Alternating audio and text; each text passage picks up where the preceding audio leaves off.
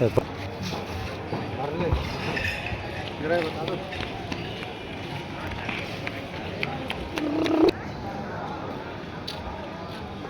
तीर्थ अभियान ओंकारेश्वर आज अपने 291वें दिवस में प्रवेश कर गया है।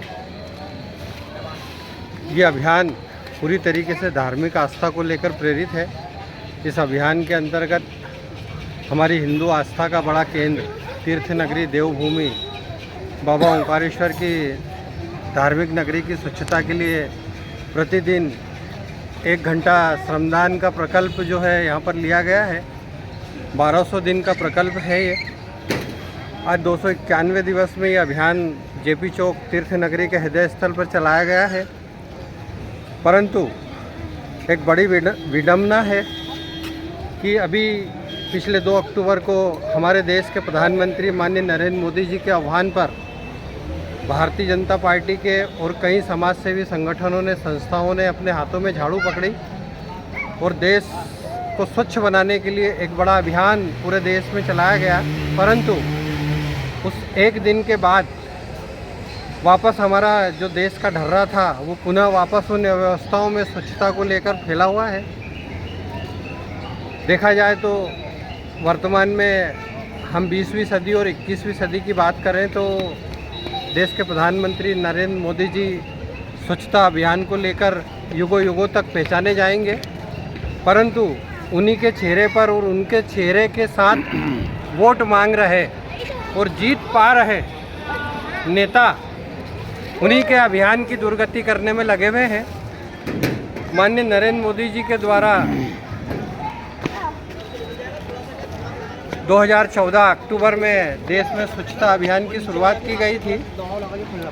उसके बाद देश में कई जगह आप देखेंगे कि भारतीय जनता पार्टी की चुनी हुई सरकारें हैं, चुने हुए लोग हैं, नगर परिषद हो, नगर पंचायत हो, कार्यालय हो, सब जगह स्वच्छता अभियान की दुर्गति देखी जा सकती है।